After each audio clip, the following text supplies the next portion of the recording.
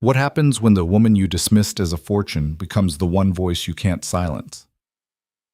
Welcome back to another story of defiance, transformation, and the cost of underestimating those society tells you to ignore. If you're new here, settle in. This is a tale where silence becomes rebellion, and a forgotten bride rewrites every rule in her way. Stay until the very end to see how one overheard insult ignites a battle that will reshape an entire aristocracy.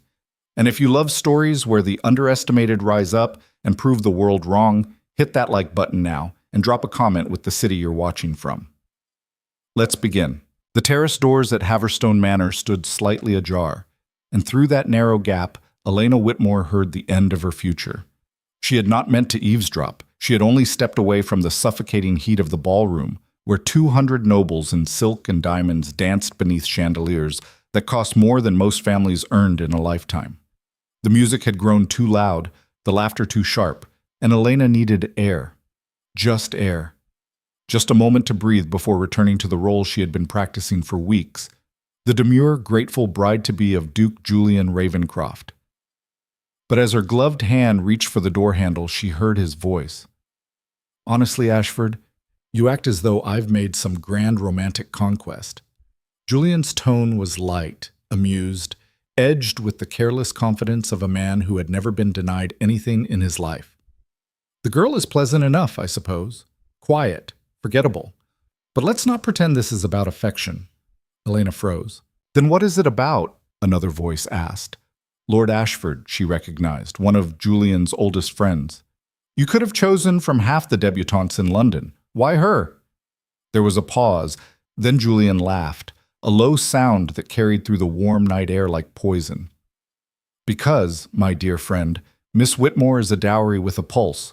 Her father owns half the merchant shipping in England, and his fortune is precisely what Ravencroft Hall needs. The estate has been bleeding money for years. My father's gambling debts nearly destroyed us. This marriage isn't romance, it's a rescue operation. I marry the girl, her father pays to restore the family name, and everyone walks away satisfied." "And what does she get?" a third voice interjected, dripping with mockery. "A title," Julian replied smoothly, "which is more than a merchant's daughter could hope for otherwise. She'll be a duchess. She'll host parties, wear jewels, and smile prettily at my side. In return, I get solvency. It's a fair trade." "A dowry with a pulse," Ashford repeated, chuckling. "That's cold, Ravencroft. Even for you." "It's practical," Julian corrected. "Sentiment is a luxury I can't afford." The other men laughed.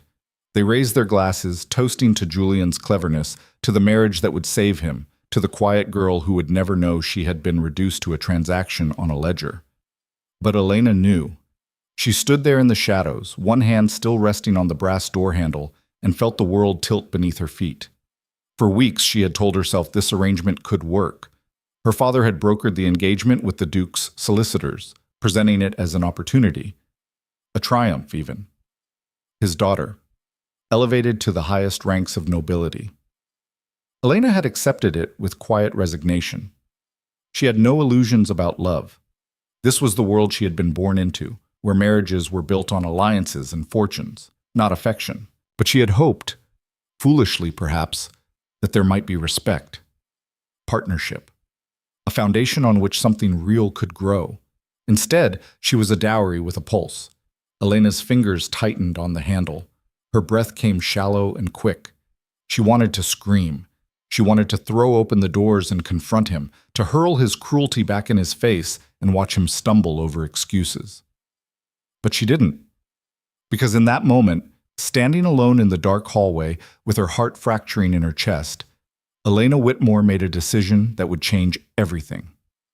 If Julian Ravencroft wanted a quiet, obedient, forgettable bride, a convenient fortune to parade at his side, then he was about to meet the woman she had spent her entire life hiding. But Elena returned to this ballroom. She moved through the glittering crowd with her head high, her expression serene. No one noticed the shift. No one saw the cold calculation settling behind her eyes. She smiled at Lady Pemberton, curtsied to the Duchess of Harrington, and accepted a glass of champagne from a passing servant. Julian found her 20 minutes later.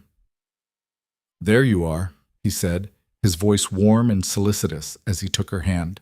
He looked every inch the devoted fiancé. Tall, dark-haired, devastatingly handsome in his tailored evening coat. His smile was easy, practiced. "I was beginning to worry you'd disappeared." Elena met his gaze and saw nothing there but polite interest. No guilt, no awareness that she had heard every word. "I needed a moment," she said softly, playing the part he expected. The heat was rather overwhelming. "Of course." He tucked her hand into the crook of his arm, leading her toward the center of the ballroom where the other couples were gathering for the next dance. "You should have sent for me. I would have accompanied you." "How kind," Elena murmured. They moved in perfect synchronization across the floor, his hand firm at her waist, hers resting lightly on his shoulder. To anyone watching, they were the picture of an ideal match, the Duke and his future Duchess gliding through the steps with effortless grace. But Elena felt nothing, no flutter of nerves, no warmth at his touch, just the cold, sharp clarity of a plan taking shape. "You seem distant tonight," Julian observed, his brow furrowing slightly. "Is something troubling you?" "Not at all," Elena replied, her smile never faltering. "I was only thinking about the wedding. There's so much to prepare." "Leave it to the staff," he said dismissively. "You needn't concern yourself with details. That's what we have servants for." "Of course," she agreed. The music swelled. They turned in unison, and Julian's grip on her waist tightened just slightly, a gesture meant to be reassuring. But all Elena could hear was his laughter on the terrace, a dowry with a pulse. When the dance ended, Julian escorted her to the edge of the ballroom where her father stood speaking with Lord Ashford. Richard Whitmore was a broad-shouldered man with shrewd eyes and the kind of wealth that made titled men forget he had started life in a shipyard. He had built an empire through relentless work and ruthless negotiation, and he had raised his daughter to be an asset in the world he navigated. "Ah, there's my girl," Richard said, beaming as they approached. "And the Duke. A fine match, if I may say so myself." "You may," Julian replied smoothly, releasing Elena's hand. "Your daughter is a credit to you, Mr. Whitmore." Elena watched the exchange with detached interest. They spoke as though she weren't there, discussing the wedding date, the guest list, the settlements. Julian played his role perfectly, all charm and courtesy, while her father nodded approvingly. Not once did either man ask what she thought. "If you'll excuse me," Elena said quietly, "I believe I'll retire for the evening. It's been a long day." "Of course, darling," her father said, patting her hand absently. "Rest well. Tomorrow we'll finalize the arrangements for the announcement." Julian bowed. "Sleep well, Miss Whitmore." She curtsied, turned, and walked away. No one followed her. Shit. Elena's room at Haverstone Manor was a study in tasteful luxury. Cream silk wallpaper, a four-poster bed draped in velvet, a writing desk positioned near the window overlooking the gardens. She dismissed her maid with a quiet word and locked the door behind her. Then, finally, she let herself feel it. The humiliation, the rage, the sickening realization that she had been prepared to spend her life with a man who saw her as nothing more than a solution to his financial problems. She sank into the chair by the window and stared out at the moonlit grounds. For so long, Elena had done what was expected. She had been the dutiful daughter, the perfect debutante. She had learned to speak softly, to defer to men, to smile and nod, and never, ever make herself inconvenient. But that version of herself had just died on the terrace, and in her place, something else was rising. Elena stood and crossed to the writing desk. She pulled out a sheet of paper, dipped her pen in ink, and began to write. Not a letter, not a confession, a strategy. If Julian wanted a marriage of convenience, she would give him exactly that, but not in the way he imagined. She would become so bold, so inconvenient, so impossible to control that he would have no choice but to break the engagement himself, and she would do it in front of everyone. She would transform herself into the kind of woman no duke could marry without scandal. She would speak her mind, challenge the men who expected her silence, and shatter every rule society had built around women like her. She would become unforgettable. By the time Julian realized what was happening, it would be too late. Elena filled 3 pages with notes, observations about the people she had met, their prejudices, their weaknesses. She catalogued every conversation she had overheard, every snide remark, every moment when powerful men had dismissed her as irrelevant. She would use all of it. When she finally set down the pen, the sky outside was beginning to lighten with the first hints of dawn. Elena did not feel tired. She felt awake for the first time in her life.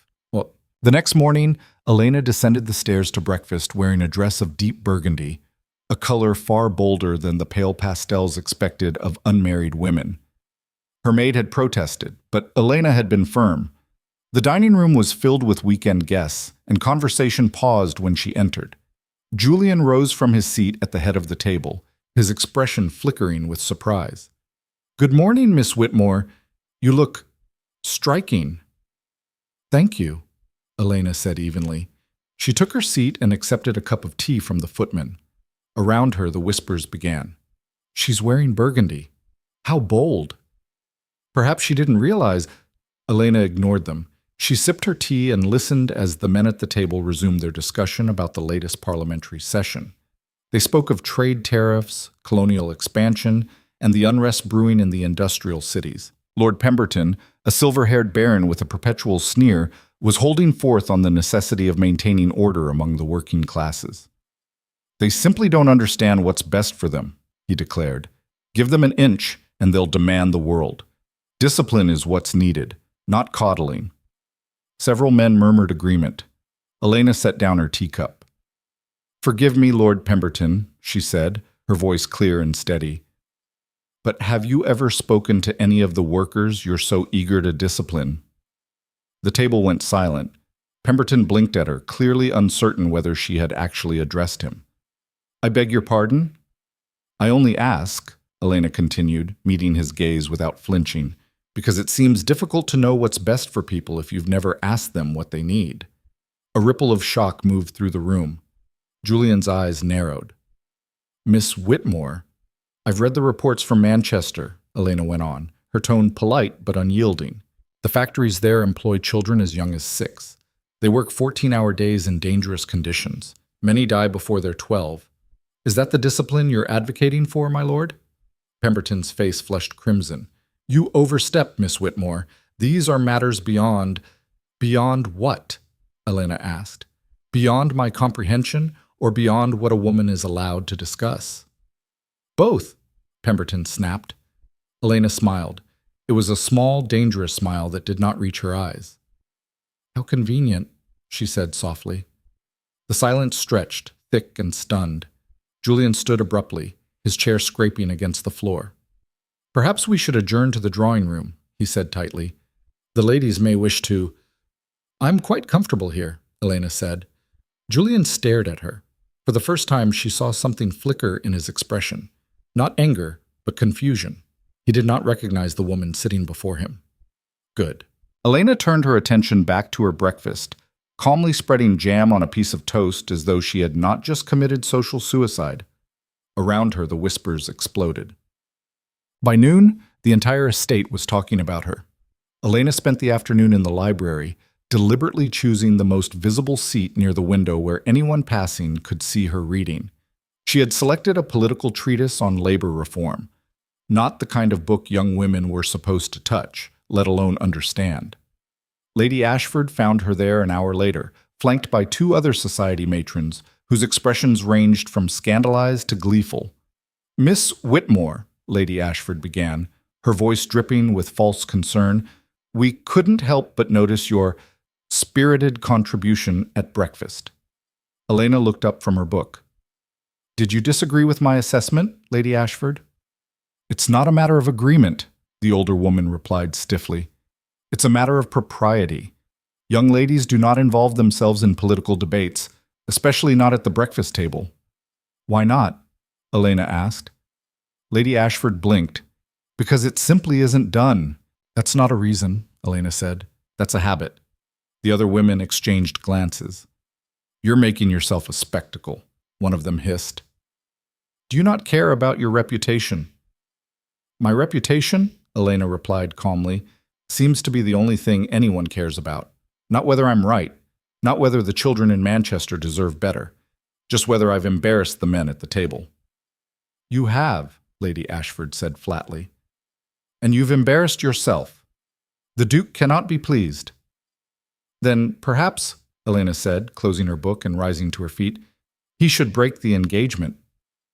The women gasped. Elena walked past them without another word, leaving them standing in stunned silence. She felt a flicker of satisfaction. This was working. Julian found her at the gardens that evening. The sun was setting, painting the sky in shades of gold and crimson. Elena stood near the rose arbor, her burgundy dress dark against the flowers. "We need to talk," Julian said without preamble. Elena turned to face him. "Do we?" "What you did today was unacceptable," he said, his voice tight with controlled anger. "You humiliated Lord Pemberton. You made a scene. I stated facts," Elena interrupted. "If Lord Pemberton felt humiliated, perhaps it's because he realized how little he knows about the people he governs." Julian stepped closer, his jaw clenched. "You are my fiancé. Your behavior reflects on me, on my family. Do you understand that?" "I understand perfectly," Elena said, "which is why I'm giving you an opportunity." "An opportunity?" "To end this engagement." She met his gaze evenly. "If I'm such an embarrassment, Julian, then walk away. Break it off. Tell everyone I'm unsuitable. I won't fight you." For a long moment, he simply stared at her. Then slowly, his expression shifted. The anger faded, replaced by something sharper, something calculating. "Is that what this is about?" he asked quietly. "You want me to break the engagement so you don't have to?" Elena said nothing. Julian laughed, a short, bitter sound. "You overheard us on the terrace." It wasn't a question. Elena's silence was answer enough. Julian dragged a hand through his hair, his composure cracking. "Elena, Miss Whitmore," she corrected coldly. He flinched. "Miss Whitmore, what I said was honest," Elena finished. "You were honest, Your Grace. You told your friends exactly what I am to you, a dowry with a pulse, a transaction. I should thank you for the clarity." "I was drunk," Julian said, though the excuse sounded weak even to his own ears. "I didn't mean—" "You meant every word." Elena's voice was steady, but her eyes blazed. "And now you're facing the consequences. I'm going to make myself so inconvenient, so impossible to manage, that you will have no choice but to end this farce. You wanted a quiet, obedient bride? You'll get the opposite. And when you finally break, when you stand in front of your peers and tell them I'm unsuitable, I will smile and walk away. And you will have no one to blame but yourself." Julian stared at her, speechless. "This is your chance," Elena said. "End it now. Tell my father the match won't work. I'll support whatever story you choose. But if you don't, if you insist on going through with this wedding, then I will make every day of our engagement a battle you cannot win." The silence stretched between them. Then Julian stepped back. "No," he said. Elena blinked. "What?" "No," Julian repeated, his voice hardening. "I'm not breaking the engagement." "Why not?" Elena demanded. "You don't love me. You don't even like me. You just want my father's money." "That was true," Julian admitted, "but it's not anymore." "You're lying." "I'm not." He met her gaze, and for the first time there was no mask, no charm, no practiced ease, just raw, uncomfortable honesty. "I was a fool on that terrace.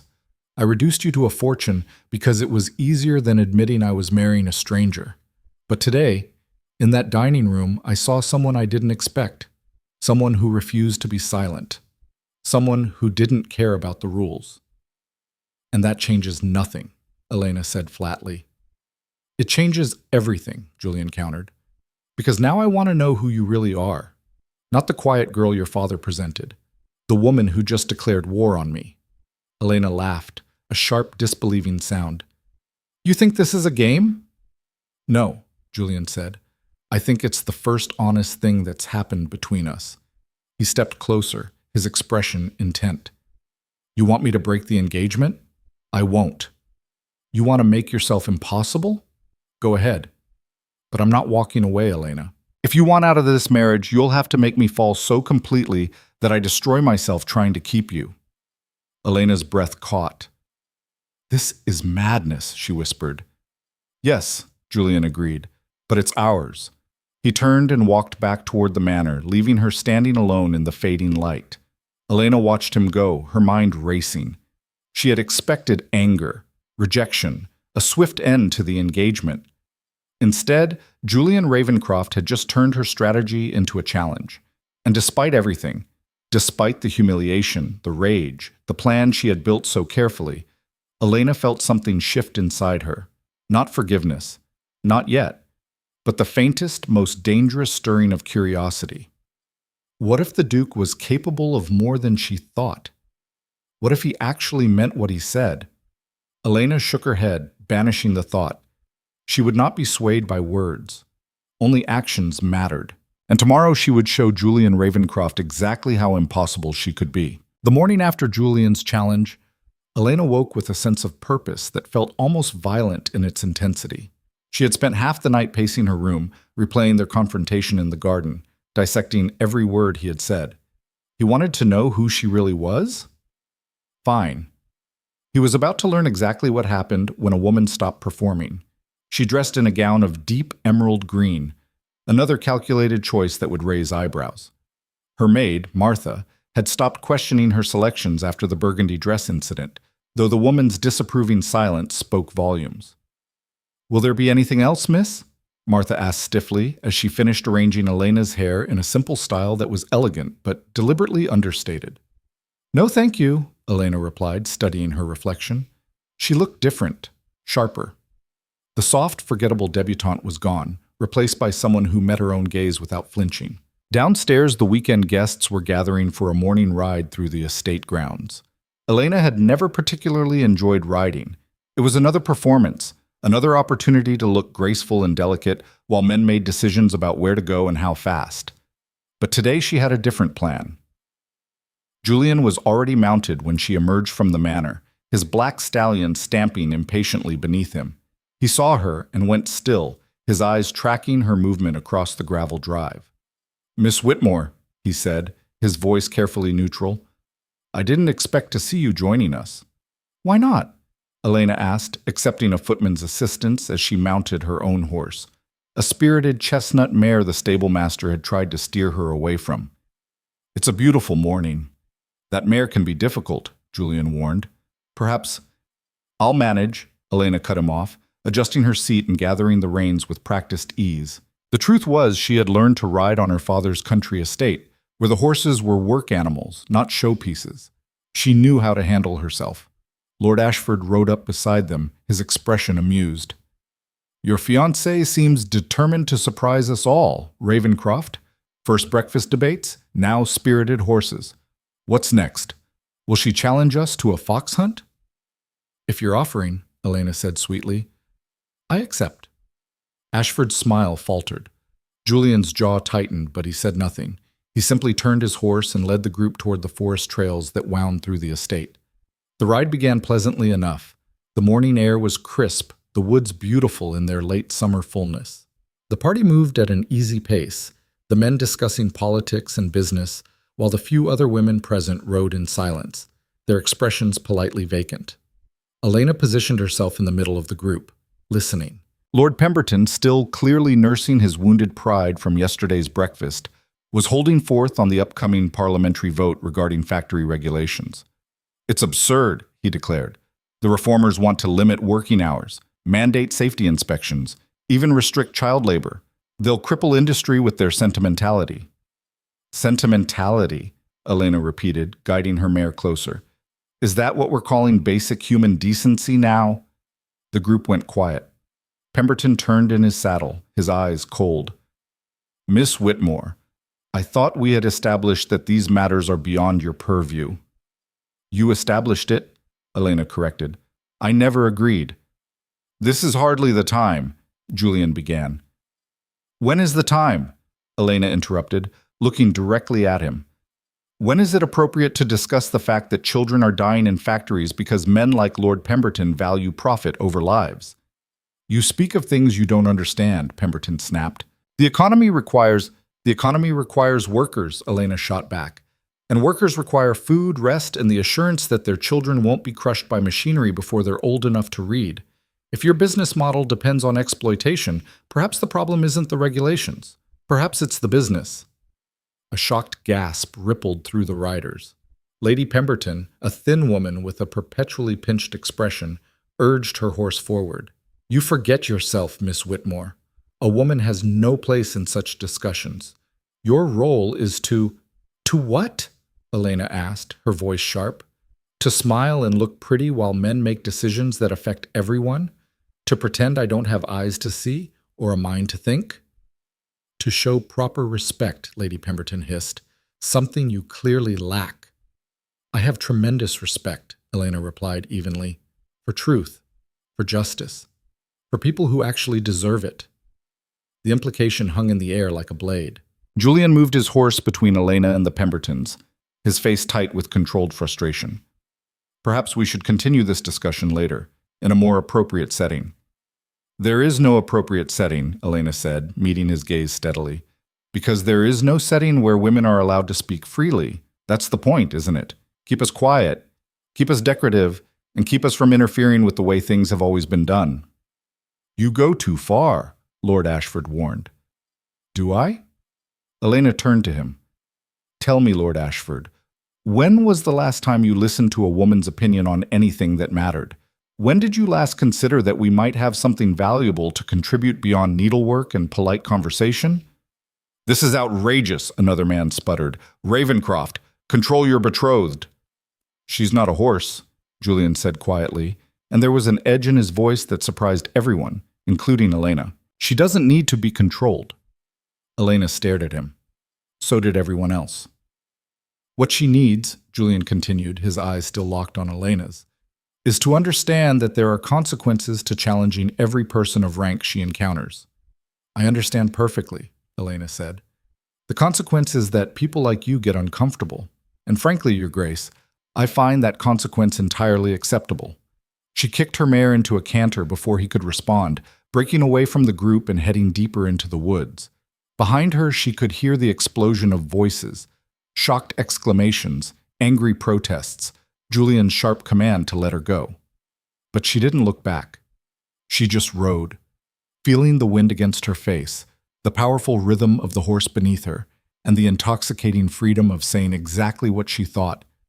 This was what Julian wanted to see, wasn't it? Who she really was. Well, now he knew, and there was no going back. Elena didn't return to the manor until late afternoon. She had spent hours riding through the estate, exploring trails she had never seen, pushing the mare harder than was probably wise. By the time she finally dismounted in the stable yard, both she and the horse were exhausted. The stable master, an older man with weathered hands and kind eyes, took the mare's reins with a disapproving look. "Begging your pardon, miss, but that's no way to treat a horse." "She loved every minute of it," Elena replied, stroking the mare's neck. The horse was sweating but calm, her eyes bright. "Didn't you, girl?" The stable master grunted but didn't argue. "The Duke's been looking for you. Has he?" "Didn't seem pleased." Elena smiled. "I'm sure he wasn't." She found Julian in the library, pacing in front of the windows like a caged animal. He spun around when she entered, his expression thunderous. "Where the hell have you been?" "Riding," Elena said calmly, removing her gloves. "You were there when I left." "That was 6 hours ago." "Time passes quickly when you're enjoying yourself." Julian crossed the room in 3 strides, stopping just short of grabbing her shoulders.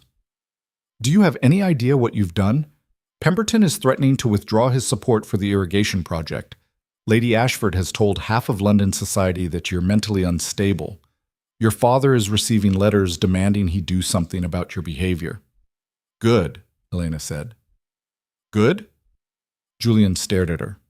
"Elena, you're destroying your reputation, our engagement, everything." "That was the plan," she reminded him.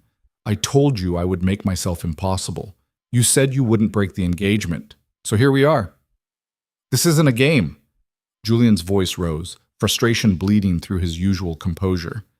"You think you can just insult everyone and walk away unscathed? Society doesn't work that way. They will destroy you." "They're already destroying me," Elena shot back. Every time they tell me to be quiet, every time they dismiss my thoughts as irrelevant, every time they reduce me to a decorative object whose only value is making men comfortable. That's destruction, Julian. I'm just choosing to burn on my own terms." He stared at her, breathing hard. Then, unexpectedly, he laughed. It was a short, sharp sound, edged with something that might have been admiration. "You're insane," he said. "I'm free," Elena corrected. "You're engaged to a duke. You'll never be free." "Then break the engagement." "No." The word hung between them, heavy with challenge. Elena stepped closer, close enough to see the conflict warring in his eyes. "Why won't you let me go? You don't love me. You said yourself this marriage was about money, so why keep fighting?" Julian was quiet for a long moment. When he finally spoke, his voice was low, almost vulnerable. "Because yesterday in that dining room, when you faced down Pemberton, I saw something I've never seen before. Someone who refused to play the game. Someone who didn't care about winning approval or maintaining appearances. Someone who was just real." He reached up, almost touching her face before letting his hand drop. "My entire life has been performance," he continued. "Saying the right things, charming the right people, pretending the weight of a failing estate didn't terrify me. I married you for money because I was taught that's what men like me do. We marry for advantage, not affection. But watching you refuse to do the same thing..." He trailed off, shaking his head. "You scare the hell out of me, Elena, but you also make me want to be honest for the first time in my life. So no, I won't break this engagement, not until you convince me that the woman I'm seeing is just another performance. And I don't think she is." Elena's breath caught. She had expected anger, demands, ultimatums, not this raw honesty that cut through all her carefully constructed defenses. "You hurt me," she said quietly. "What you said on that terrace, I know." Julian's jaw tightened. "And I can't take it back. All I can do is prove that I'm capable of being better than the man who said those things. But I need time. And I need you to stop trying to destroy us before I get the chance." "I don't know if I can trust you," Elena admitted. "Then don't," Julian said. "Trust yourself. Trust that if I fail to prove myself worthy, you'll walk away. But give me the chance to try." Elena wanted to say no, wanted to hold on to her anger, her plan, her certainty that this marriage was doomed. But something in his eyes stopped her. Something genuine and uncertain and achingly human. "1 month," she heard herself say. "I'll give you 1 month to show me you're more than the man on the terrace, but I won't stop being who I am. I won't be quiet or obedient or convenient." "I don't want you to be," Julian said. "And if at the end of that month I'm not convinced, you'll end this engagement, publicly. You'll take the blame and free me from any scandal." Julian hesitated, then nodded. "Agreed." They stood there, locked in mutual challenge, and Elena felt the ground shift beneath her feet. This wasn't part of the plan. This wasn't supposed to happen. But it was happening anyway. No. The next 2 weeks were unlike anything Elena could have imagined. London society, already buzzing with gossip about the outspoken Miss Whitmore, went into a frenzy when she and Julian returned from the country. Every event they attended became a spectacle. Every conversation a potential scandal. Elena attended a dinner at the Duchess of Harrington's townhouse, where she engaged 3 prominent members of Parliament in a heated debate about suffrage. The men had been condescending at first, amused by the idea that a woman might have political opinions. But Elena had done her research. She quoted philosophers, legal precedents, economic data. She dismantled their arguments with surgical precision until they were no longer amused. They were threatened. "You're making enemies," her father warned her after that particular evening. Richard Whitmore had cornered her in his study, his expression grave. "Powerful enemies. Men who could hurt both of us." They already hurt us," Elena replied. "By treating us as less than human. I'm just refusing to accept it anymore." "You're refusing to accept reality," her father countered. "This is the world we live in, Elena. You can't change it by being difficult." "I can certainly try." "At what cost?" Richard demanded. "Your marriage, your future. The Duke is being remarkably patient, but even he has limits." Elena met her father's eyes and saw genuine worry there. For all his ruthless business sense, he loved her. He had raised her to be clever, to read and learn and think. He just hadn't expected her to use those skills to fight back. "The cost of silence is higher," Elena said gently. "You taught me that. Every negotiation you ever walked away from because the terms were unfair, that was you refusing to accept less than you deserved. I'm doing the same thing." "This isn't business," her father said. "Yes, it is," Elena replied. "It's the business of being human, and I won't sell myself cheap." Her father sighed, but he didn't argue further. Instead, he pulled her into a brief, tight embrace. "You're braver than I ever was," he murmured. "Just be careful." "I will," Elena promised, though she wasn't entirely sure it was a promise she could keep. Meanwhile, Julian was doing something unexpected. He was listening. At a reception hosted by the Chancellor of the Exchequer, Elena found herself in conversation with a group of progressive thinkers, writers, economists, activists who were pushing for social reform. Julian appeared at her side midway through the discussion, and instead of trying to steer her away, he simply stood there and listened. When one of the activists, a fiery young woman named Caroline Wright, began explaining the conditions in the textile mills, Julian asked questions. Real questions, not the dismissive kind designed to shut down conversation. "How many children are we talking about?" he asked. "Thousands," Caroline replied. "Some as young as 4 years old. They work barefoot on wet floors, breathing in cotton dust until their lungs give out. Most don't live past 12. Julian's face went pale. "And there's no legal recourse? No way to stop it? Not while the factory owners have more influence in Parliament than the workers do," Caroline said bluntly. Elena watched Julian process this information, saw the discomfort and dawning horror in his expression. This was what she had been talking about. This was why she couldn't stay silent. "What would help?" Julian asked. "Realistically, if someone wanted to make a difference." Caroline and the other activists exchanged surprised glances. "Support the factory reform bill," one of them said. "Use your seat in the House of Lords to vote for it. Convince others to do the same." "And the owners?" Julian pressed. "The ones who profit from this system?" "Expose them," Caroline said flatly. "Make their cruelty public. Most people don't know what's happening because it's hidden away in the industrial cities. Bring it into the light." Julian nodded slowly. "I'll consider it." It wasn't a commitment, but it was more than Elena had dared hope for. As they left the reception that night, Julian was quiet, his expression distant. "You're thinking about what they said," Elena observed. "I'm thinking about how much I didn't know," Julian replied. "How much I didn't want to know. It's easier to maintain the status quo when you don't look too closely at how it's built." "And now that you've looked?" Julian met her gaze. "Now I'm wondering how I go back to pretending." Elena felt something shift in her chest. Not forgiveness, not yet, but the faintest spark of hope. Maybe, just maybe, he was capable of change. The breaking point came at Lady Ashford's annual gala. It was the social event of the season, a glittering affair attended by everyone who mattered in London society. Elena had dressed carefully in a gown of midnight blue, her jewelry simple but elegant. She knew this night would be a test. The whispers had been growing louder, the criticism more pointed. People were watching to see if she would finally break, finally conform, finally remember her place. She had no intention of doing any of those things. The ballroom was a sea of silk and diamonds, champagne and false smiles. Elena moved through the crowd with Julian at her side, feeling the weight of every stare, every whispered comment. "She's wearing blue. So bold. Does she have no shame?" Julian's hand tightened on her arm, a silent gesture of support. They were halfway through the evening when Lord Pemberton cornered them near the refreshment table. He had clearly been drinking, his face flushed, his eyes hard.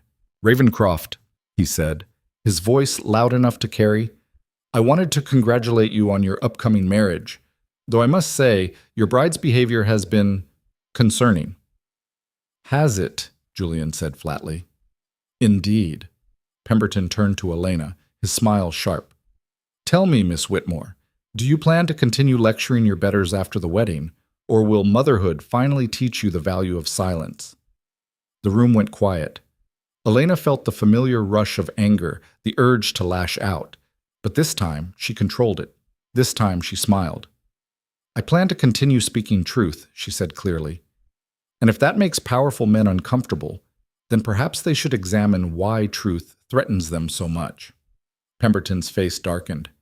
You think yourself clever, but you're just a foolish girl playing at rebellion. You have no idea how quickly society can turn on those who step out of line. Is that a threat? Elena asked. It's reality, Pemberton sneered. Ask the Duke. He understands how this world works.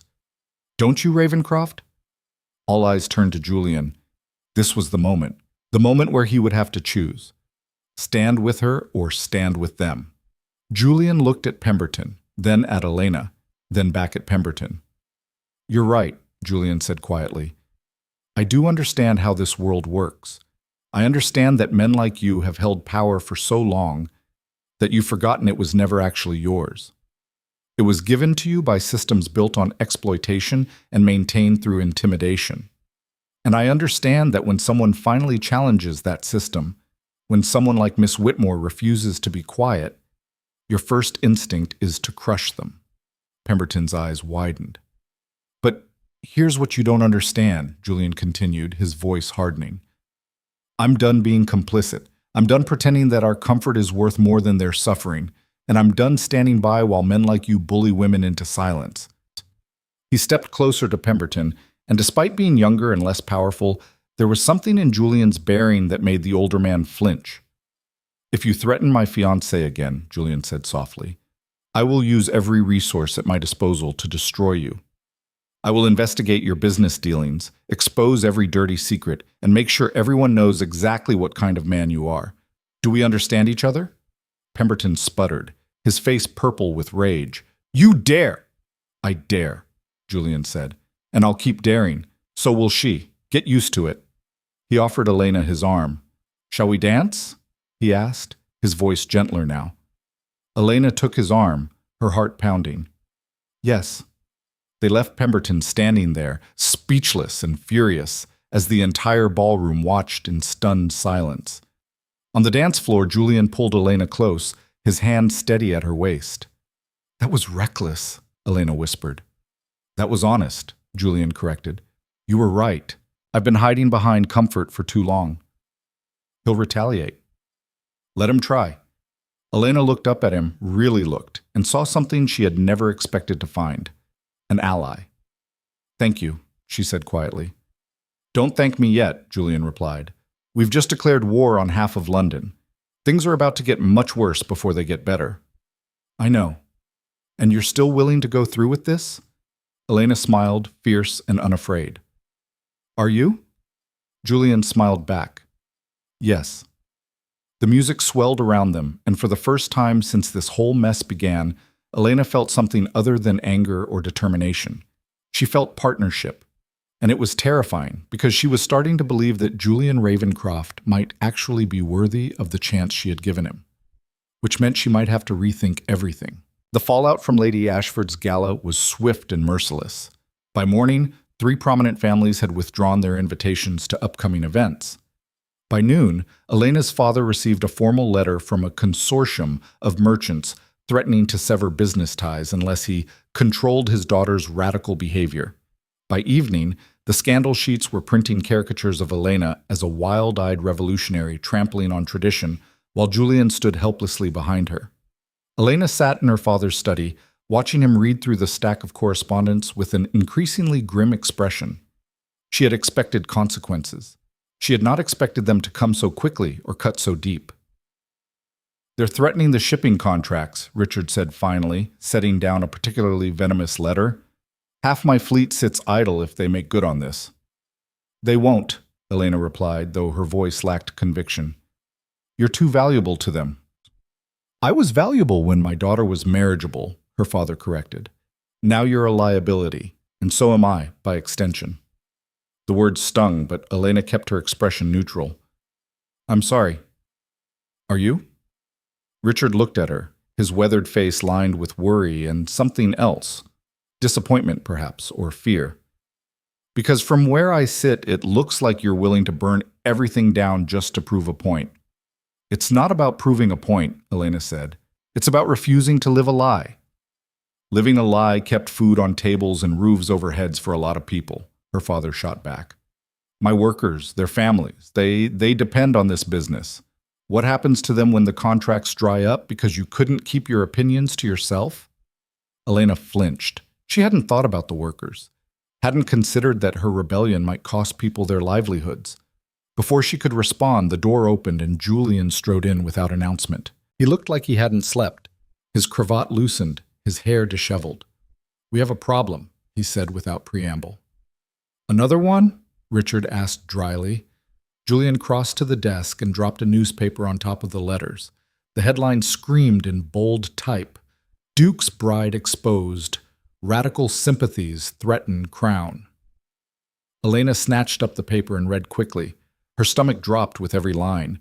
The article claimed she had been secretly meeting with revolutionary activists, that she planned to use her position as Duchess to funnel money to radical causes, that she was part of a larger conspiracy to overthrow the established order. Every word was a lie, but the implications were catastrophic. "This is slander," Elena breathed. "This is strategy," Julian corrected grimly. "Pemberton and his allies are escalating. They're not just trying to ruin your reputation anymore. They're trying to paint you as a threat to national security." "That's insane," Richard protested. "She's a merchant's daughter, not a revolutionary." "Doesn't matter," Julian said. "The accusation alone is enough. If the authorities start investigating, if the Crown gets involved—" He trailed off, but the implications were clear. Elena could face arrest, imprisonment, worse. "Then we fight back," Elena said, her voice steadier than she felt. "We publish a retraction, sue for libel, expose Pemberton's lies." "With what evidence?" Julian interrupted. "Your word against a lord who has the ear of half Parliament? Elena, you're brilliant, but you're also naive if you think truth matters more than power in this world." "So what do you suggest?" Elena demanded. "That I apologize? Recant everything I've said? Become the quiet little bride they all want?" Julian was silent for a long moment. Then he said quietly, "I suggest we get married. Immediately." Both Elena and her father stared at him. "Excuse me?" Elena said. "Once we're married, you'll have the legal protection of my title," Julian explained. "They can't touch you as easily, and it sends a message that I stand behind you completely, that whatever accusations they're making, I'm not wavered by them." "That's your solution?" Elena's voice rose. "Rush into a marriage to shield me from consequences?" "It's the best option we have," Julian insisted, "unless you prefer to wait and see if the authorities actually arrest you."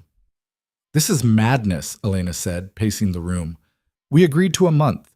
We agreed—" "Circumstances changed," Julian cut her off. "I'm trying to protect you. By trapping me faster? By giving you the one thing they can't ignore, my name, my title, my protection." "Your control," Elena countered. "That's what this is really about, isn't it? The moment things get difficult, you want to lock me into a marriage so I can't escape." Julian's jaw tightened. "If that's what you think of me, then we have a bigger problem than Pemberton." "Stop," Richard commanded, his voice cutting through their argument. Both of them fell silent, turning to face him. "You're both terrified, and you're taking it out on each other. That's understandable, but it's not productive." He stood, moving around the desk to face them directly. "Julian's right that the situation is dangerous," he continued. "But Elena's also right that rushing into marriage isn't the answer. What we need is a different strategy entirely." "Which is?" Julian asked. Richard smiled, and it was the smile of a man who had built an empire through cunning and nerve. "We stop defending. We go on the offensive." The plan Richard proposed was audacious and deeply risky. Instead of hiding from the accusations or trying to quietly discredit them, they would bring everything into the light. They would host an open forum, invite the press, the activists, the politicians, everyone, and let Elena defend herself publicly. Let her speak directly about what she believed and why, forcing her accusers to either prove their claims or back down. "It's a gamble," Richard admitted. "If it goes wrong, you'll be even more exposed than you are now. But if it goes right, you'll control the narrative instead of letting them write it for you." "And if the authorities decide to arrest her anyway?" Julian asked. "Then at least everyone will know the truth," Richard replied. "And sometimes Truth is the best defense we have. Elena listened to her father outline the details, feeling a strange mixture of terror and exhilaration. This was what she had wanted, wasn't it? To stop hiding, to stop performing, to stand in full view and dare the world to judge her honestly. But standing in theory was different from standing in practice. When? She asked. 3 days, Richard said. We'll hold it at the Mercantile Hall. Large enough to accommodate a crowd, public enough that they can't claim it was staged. Julian shook his head. 3 days isn't enough time to prepare. We need— 3 days is all we have, Richard interrupted. Once the authorities start moving, they won't wait for us to be ready. We strike now, or we lose the chance entirely. Elena looked at Julian, saw the conflict in his eyes. He wanted to protect her, but he was also afraid. Afraid of what might happen if this went wrong. I have to do this, she said quietly. I know, Julian replied, just as quietly. Doesn't mean I have to like it. You could walk away, Elena offered. End the engagement now. Distance yourself before this gets worse. No one would blame you.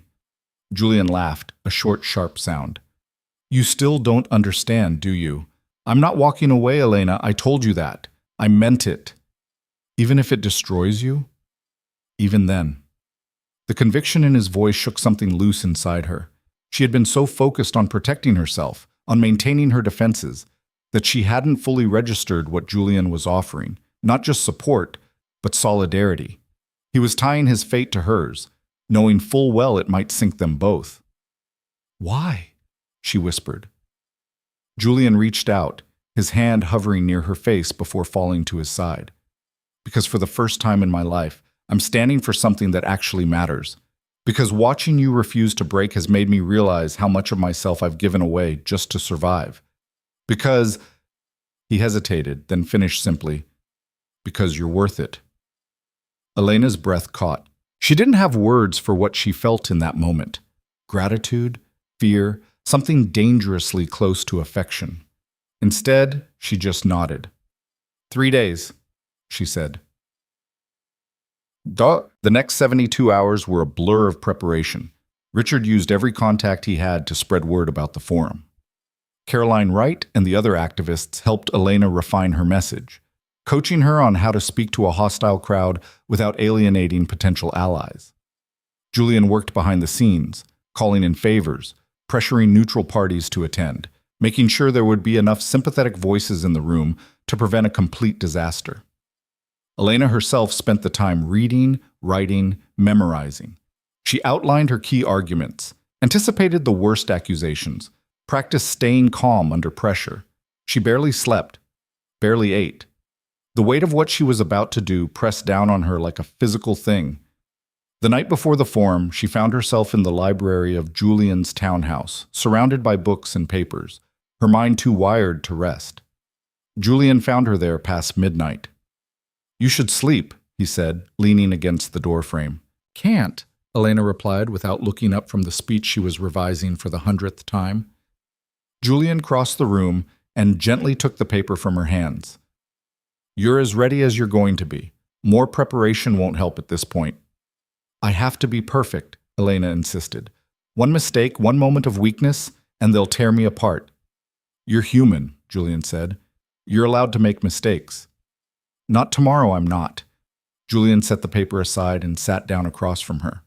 For a long moment, neither of them spoke.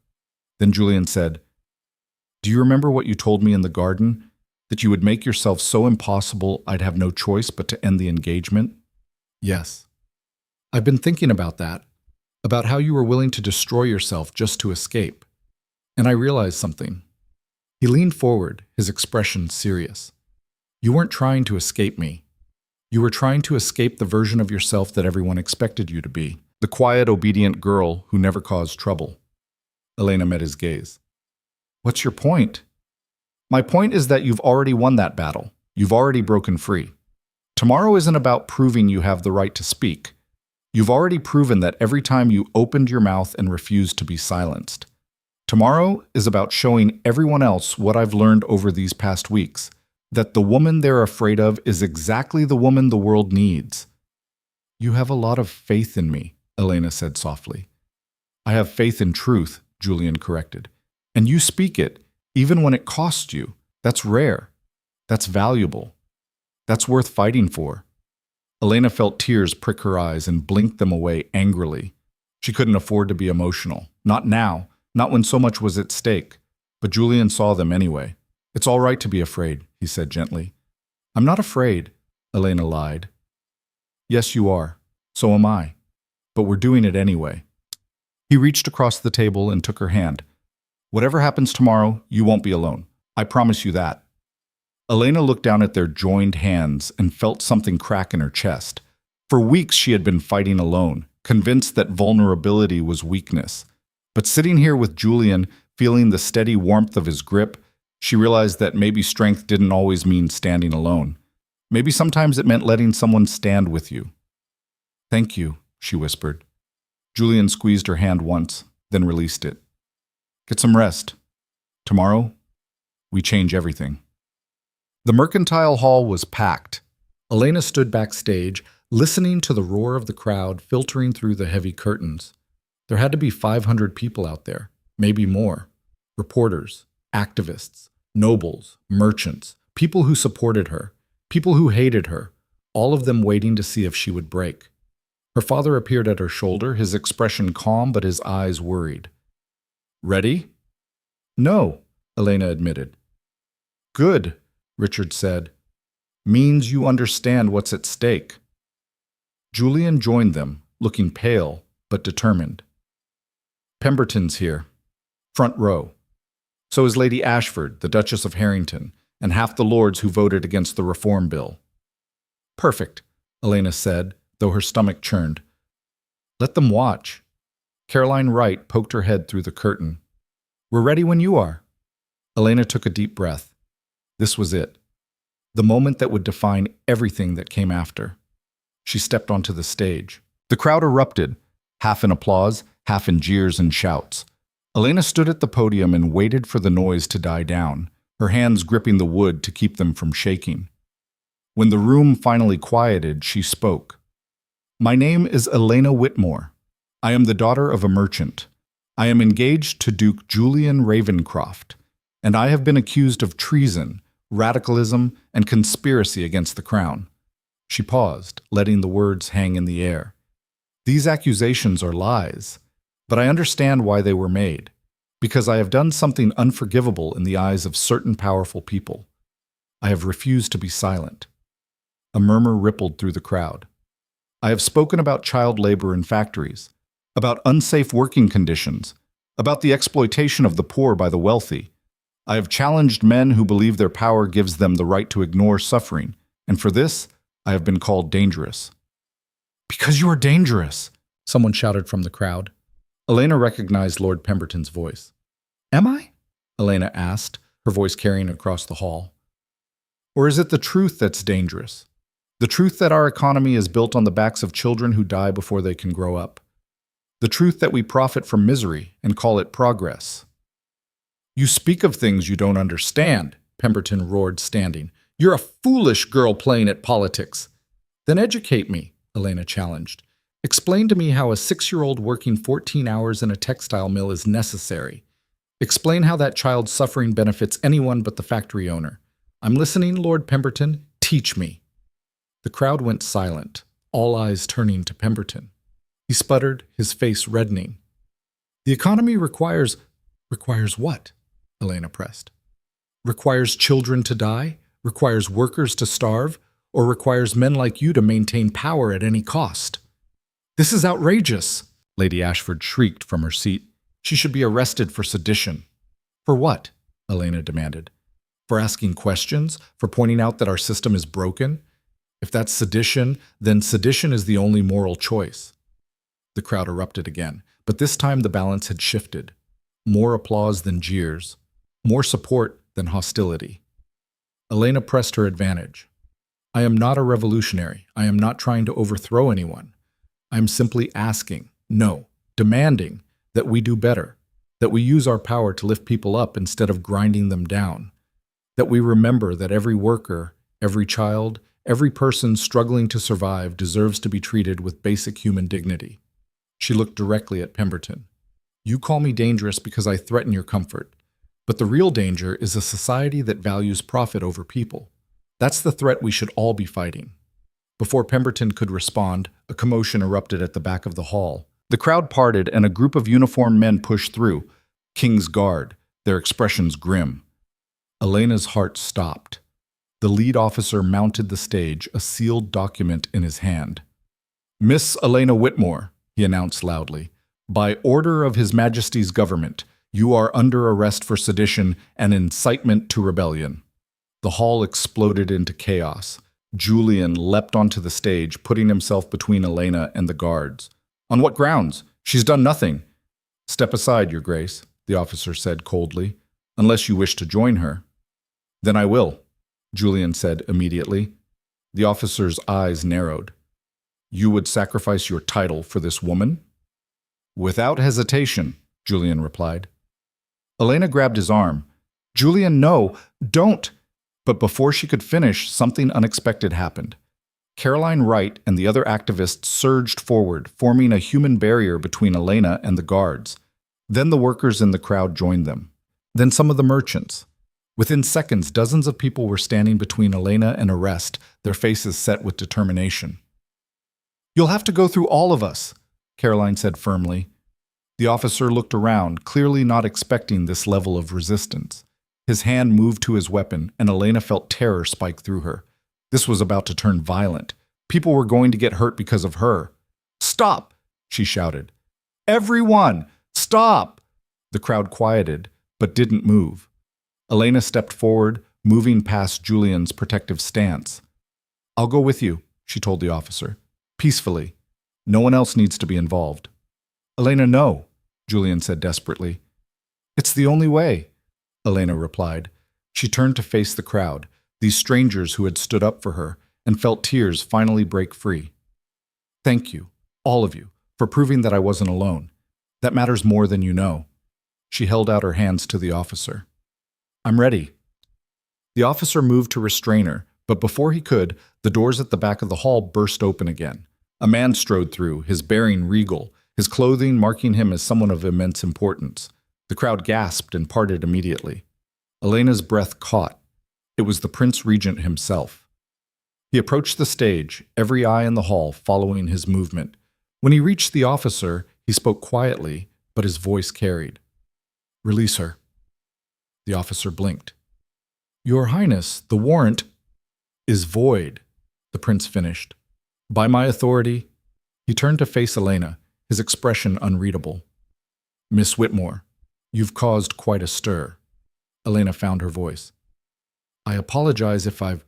Don't, the prince interrupted. Don't apologize for speaking truth. We need more of that, not less. He looked out at the crowd. I came here tonight because I wanted to see for myself what all the fuss was about. I wanted to know if this young woman was truly dangerous, as certain advisors claimed. And do you know what I found? Silence. I found someone brave enough to say what everyone else is afraid to admit, that our nation is failing its most vulnerable citizens, that we have prioritized wealth over welfare, power over compassion. And she's right. The prince turned back to Elena. Your passion is exactly what this country needs, but passion without position is easily dismissed. So I'm offering you a choice, Miss Whitmore. You can continue fighting from the outside, risking arrest and persecution, or you can join the new Royal Commission on Labor Reform that I'm establishing. Use your voice from within the system to actually change things. Elena stared at him, unable to process what was happening. And if she accepts? Julian asked, his voice hoarse. Then she has the full protection of the crown, the prince replied. No more threats, no more arrests. She becomes an official voice for reform. It was everything Elena had fought for. A real platform. Real power to make change. But she couldn't shake the feeling that there was a catch. What do you want in return? She asked. The prince smiled. Just your honesty. And your commitment to building solutions, not just pointing out problems. Can you do that? Elena looked at Julian, at her father, at Caroline and the crowd of people who had stood up for her. Then she looked back at the prince and made her choice. Yes. The hall erupted in applause so loud it shook the walls. The officer stepped back, the arrest forgotten. Pemberton and his allies stood in stunned, furious silence, and Elena felt the ground shift beneath her feet one more time. She had won. But as the prince leaned in and whispered, "Welcome to the fight, Miss Whitmore, though I suspect it's only just beginning," she realized that victory came with a price she hadn't anticipated. She was no longer on the outside fighting to get in. She was on the inside, where the real battle was about to start. The carriage ride back to Julian's townhouse was silent, except for the clatter of wheels on cobblestone. Elena sat stiffly across from Julian and her father, her mind still reeling from what had just happened. The Prince Regent's intervention, the commission appointment, the sudden dizzying shift from arrest to authority. It felt unreal, like a dream she might wake from at any moment. Julian broke the silence first. "You do realize what you just agreed to, don't you?" Elena looked at him. His expression was carefully neutral, but she could see the tension in his jaw, the way his hands gripped his knees. "I agreed to serve on a reform commission," she said. "You agreed to walk into a viper's nest," Julian corrected. "The prince may have offered protection, but the men you'll be working alongside will, the ones who profit from the current system, they'll fight you at every turn. They'll undermine you, discredit you, make your life hell." "Let them try," Elena said, though her stomach tightened at the thought. Richard leaned forward. "Julian's right to be concerned. This commission will be full of people who hate everything you stand for. The prince appointed you to give the appearance of reform, but that doesn't mean the others will actually let you accomplish anything." "Then I'll make them," Elena replied. "How?" her father pressed. "You have passion and intelligence, but you have no experience navigating bureaucracy, no political allies beyond the activists who can't vote, and no understanding of how slowly government moves. You could spend years on that commission and achieve nothing. Or I could spend years fighting from the outside and achieve even less," Elena countered. "At least this way, I have a seat at the table." "A seat they'll do everything in their power to make worthless," Julian said quietly. Elena turned to him, hearing something beneath his words. Not just concern, but fear. "You don't think I can do this?" "I think you can do anything you set your mind to," Julian said. "I just don't want to watch them break you trying." The vulnerability in his voice caught her off guard. This wasn't the arrogant duke from the terrace or even the supportive partner from the past weeks. This was someone genuinely afraid for her. "They won't break me," Elena said softly. "You know why? Because I've already been broken.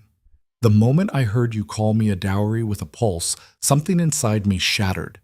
And when I put myself back together, I rebuilt differently, stronger. They can attack me all they want, but they can't break what's already survived breaking." Julian held her gaze, and something shifted in his expression. Not quite hope, but close. "Then I'll help however I can." "How?"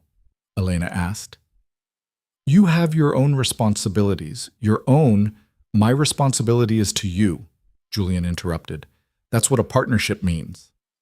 Your battles are my battles now." Richard cleared his throat. "Speaking of partnerships, perhaps we should discuss the actual wedding. Given everything that's happened, I assume you'll want to move forward quickly." Elena and Julian looked at each other.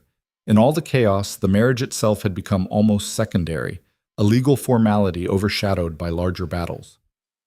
"The wedding can wait," Elena said finally. "There's too much to—" "No," Julian said. "It can't." Elena frowned. "Why not?"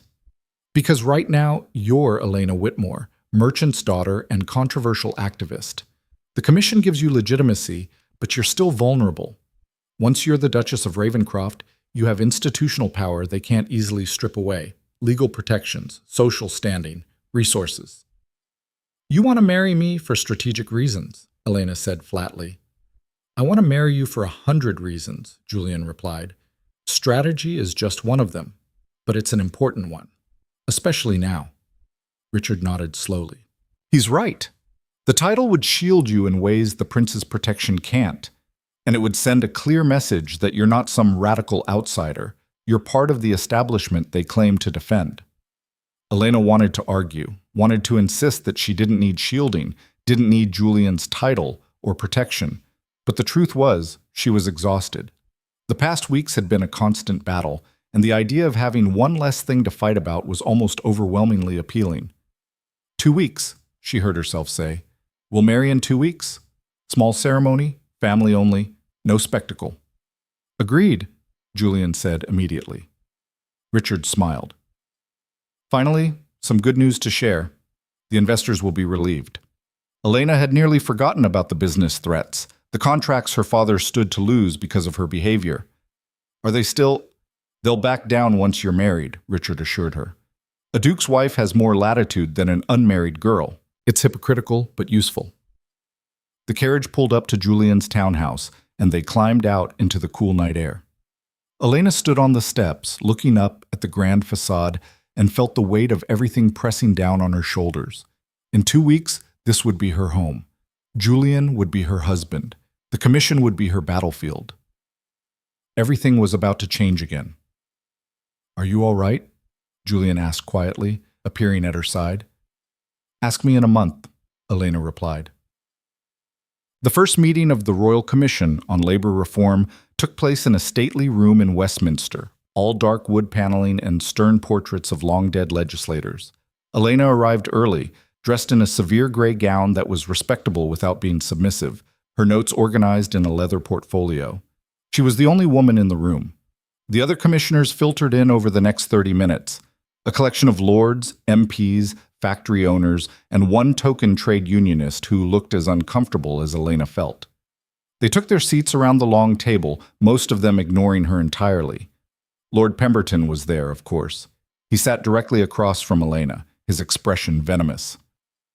The commission chairman, Lord Hartley, called the meeting to order.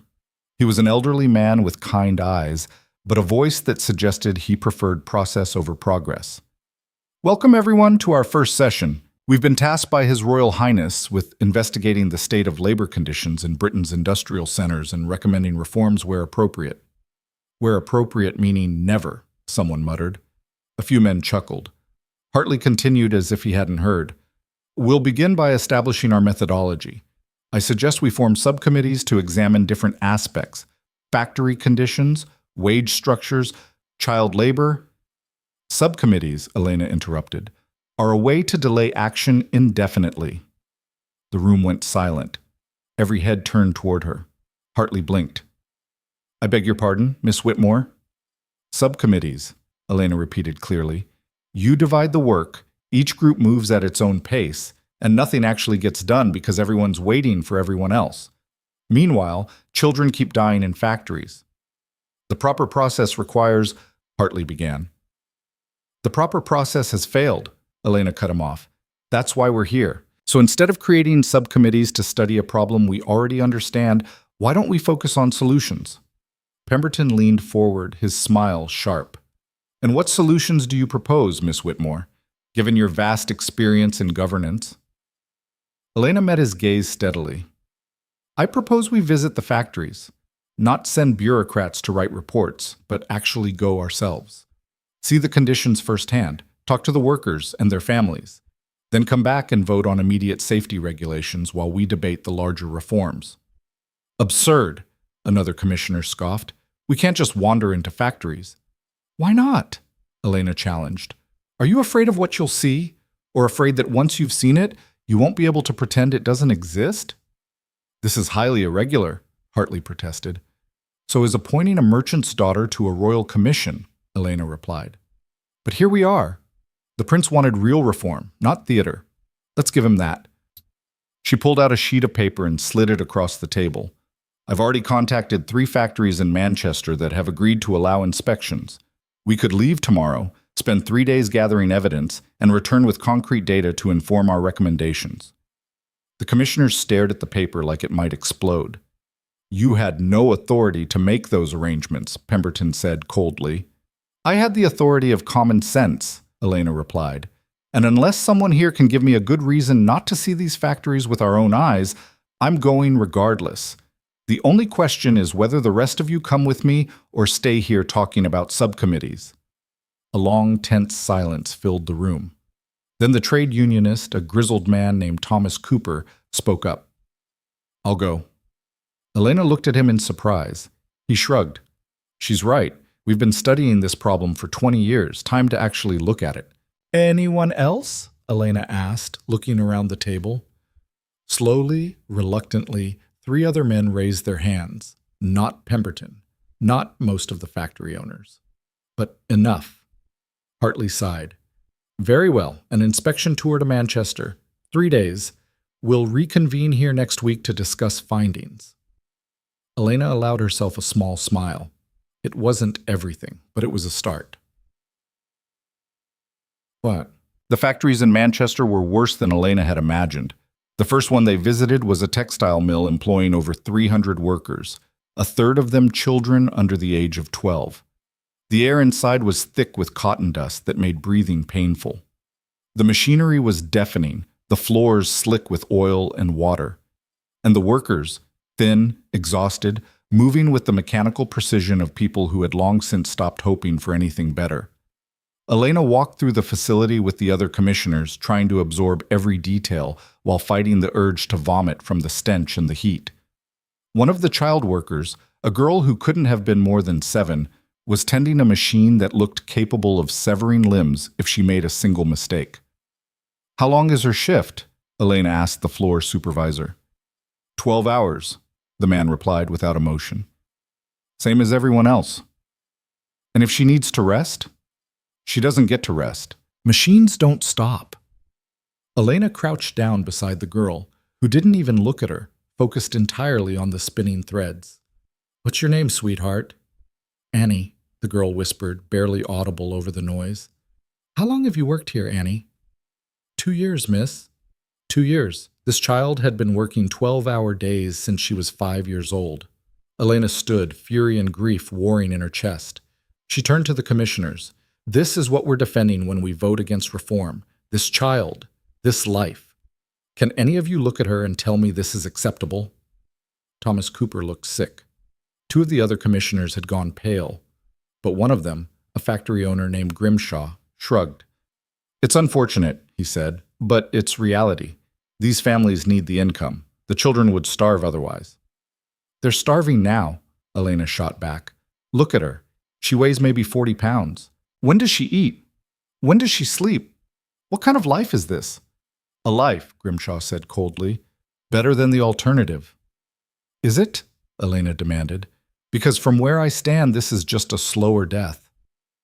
They spent 3 days visiting factories, and each one was a fresh horror.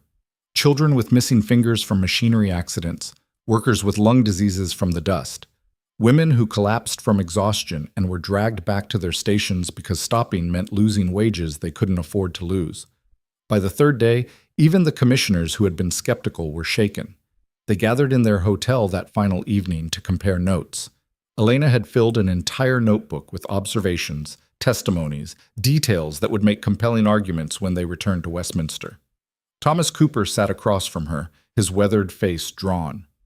I've been fighting for reform for 15 years, he said quietly. This is the first time I've seen men like Hartley actually listen. You did that. We all did it, Elena replied. You came here. You looked. That's more than most are willing to do. What happens now? Another commissioner asked. When we present our findings? We vote, Elena said firmly. Immediate regulations, mandatory safety equipment, maximum hours, minimum age for workers. Nothing that will shut down the factories, but enough to stop the worst abuses.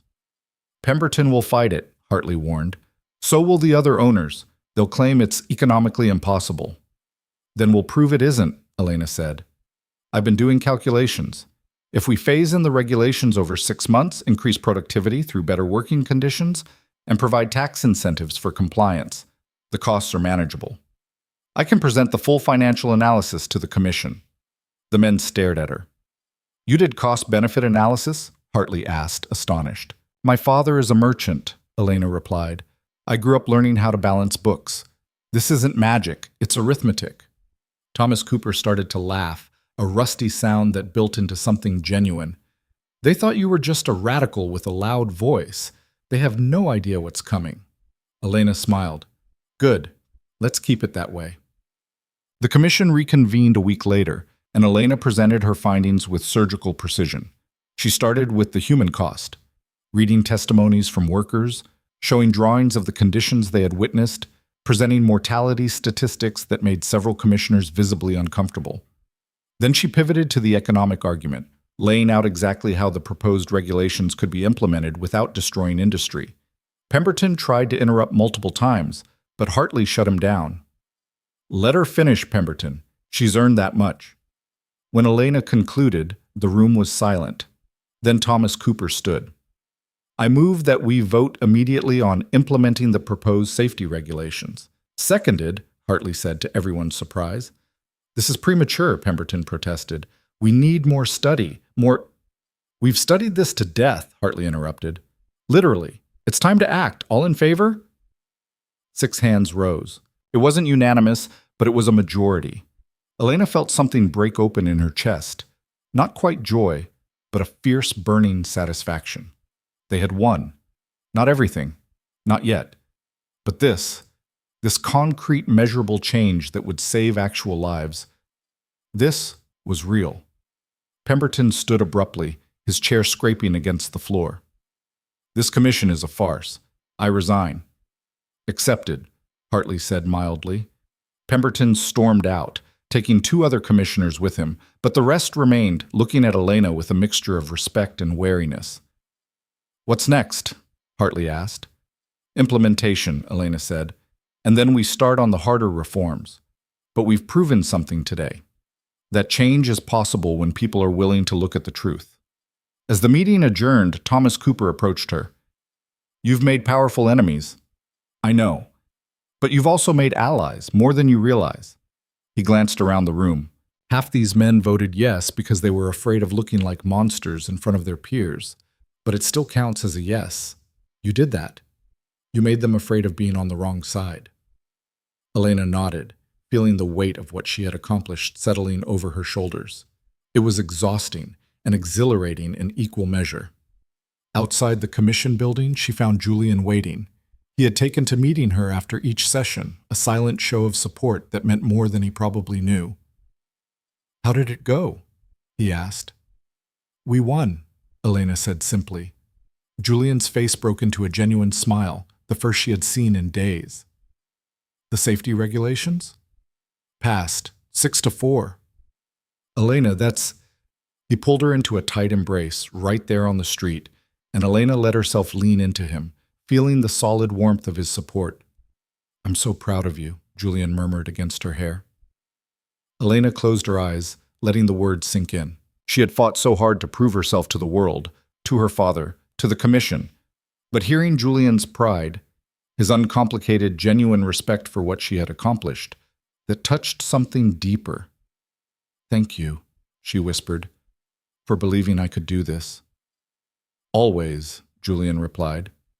They stood there for a long moment, and Elena realized something had shifted between them. The antagonism was gone. So was the uncertainty. What remained was partnership built on mutual respect and something else. Something that felt dangerously like trust.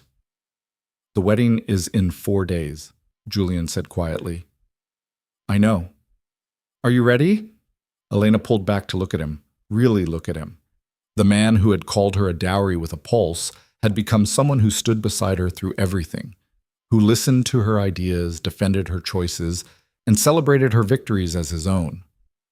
"Yes," she said, and meant it. "I'm ready." Nabbed. The transformation in Julian over the past weeks had been as dramatic as Elena's own emergence, though quieter. He had stopped attending the clubs where men like Pemberton held court. Instead, he spent his evenings in his library reading the same books on labor economics and social reform that Elena studied. He asked questions, not to challenge her, but to understand.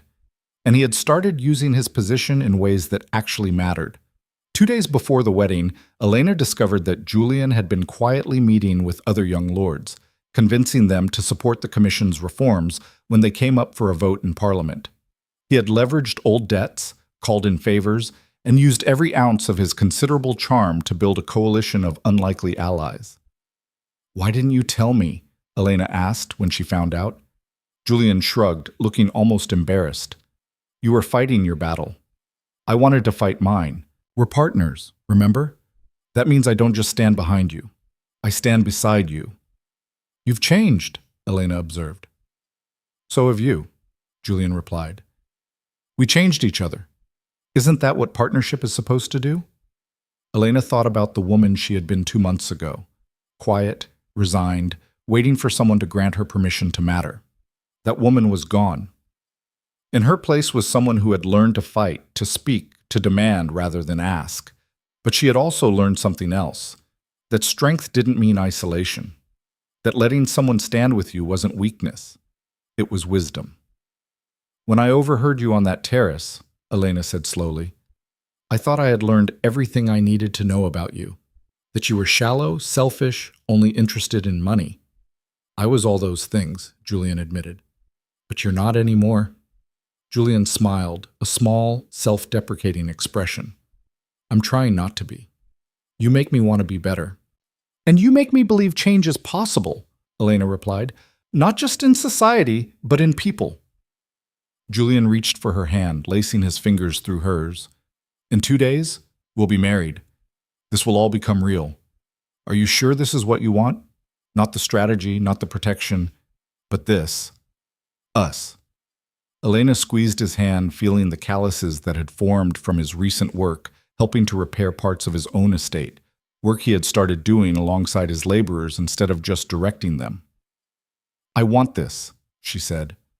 "I want us, not because it's convenient or strategic, but because you're the only person who has ever seen me completely and still chose to stay." "Always," Julian said, echoing his earlier promise.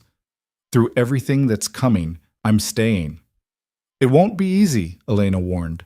"The commission work, the social backlash, the battles we haven't even fought yet." "I know," Julian interrupted gently, "but easy was never what I needed. I needed something real, someone real. I found both in you." Elena felt tears prick her eyes and didn't bother to hide them this time. "I'm terrified." "Good," Julian said. "Means you understand what we're building, but we're terrified together, and that makes all the difference." The next morning, Elena received word that the factory regulations had been formally adopted by the Commission and would be presented to Parliament within the month.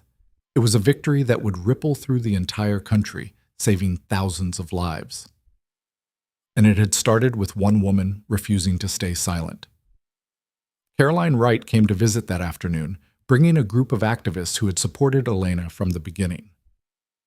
They celebrated in Julian's drawing room, an eclectic mix of nobles, merchants, workers, and reformers, all united by the belief that change was possible. "To Elena," Caroline toasted, raising her glass, "who proved that one voice can shift an empire." "To all of us," Elena corrected, "because I didn't do this alone."